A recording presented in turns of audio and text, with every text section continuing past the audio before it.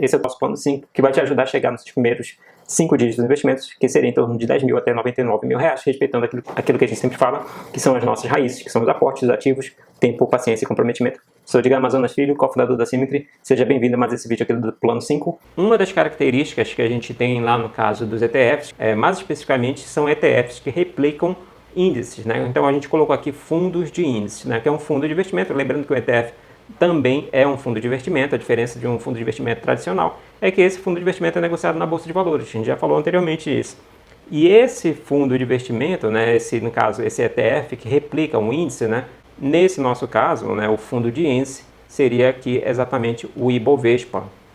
E esse Ibovespa, no caso aqui, se a gente está falando de mercado de ações, né, ele tem atrelado a ele o risco do mercado de ações, ou seja, quando alguma coisa, não apenas notícia, mas um fato real, fazer com que esse mercado se movimente, como esse fundo de índice, no caso o ETF, ele replica esse mercado de ações, possivelmente o mercado total ou uma grande parte desse mercado, consequentemente esse ETF ele vai sofrer aquela volatilidade, aquela subida, aquela descida, tá? Há também ETFs, né, que não apenas replicam o Ibovespa, né? A gente já falou anteriormente, inclusive ETFs de renda fixa, que eles podem também estar atrelados aos mercados de títulos, ou seja, situações em que você está sujeito, no caso, a modificações no mercado de títulos, né?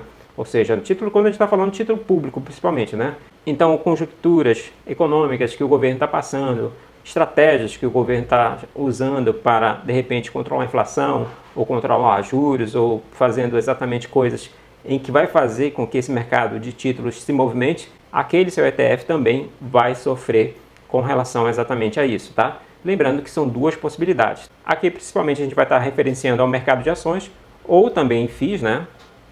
Afinal de contas, a gente tem os fundos imobiliários também que podem ser utilizados aqui nessa estratégia aqui de investimento passivo, tá? Então, o que seria esse risco de mercado e o risco específico, né? A gente está falando do risco de mercado, aquele seu ETF ele vai estar sujeito ao risco de mercado, aquele risco que a gente chama de risco sistêmico, né? Que é o risco do sistema, né? Ou seja, no caso do mercado de ações.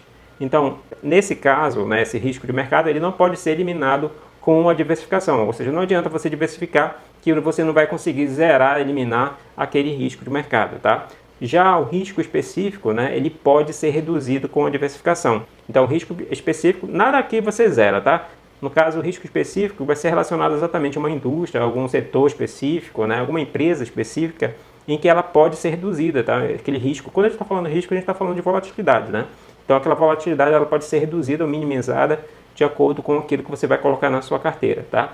Mas lembrando, risco de mercado ali não vai dar para ser eliminado com a diversificação aí, porque afinal de contas você vai estar atrelado aqui ao mercado. Uma solução para você minimizar esse risco de mercado, né, lembrando, não vai dar para zerar sempre, né, é exatamente utilizar o dólar, no caso aqui, como hedge, né? Você pode ter uma solução de hedge para minimizar esse risco de mercado. Ou seja, a gente está no mercado brasileiro, a gente usa o mercado de câmbio para fazer o hedge. Também existem estratégias com put, né, que são as opções que você pode fazer também. Essas estratégias de hedge, como são um pouco mais arriscadas, fica por sua conta avaliar se cabe dentro da sua decisão, né?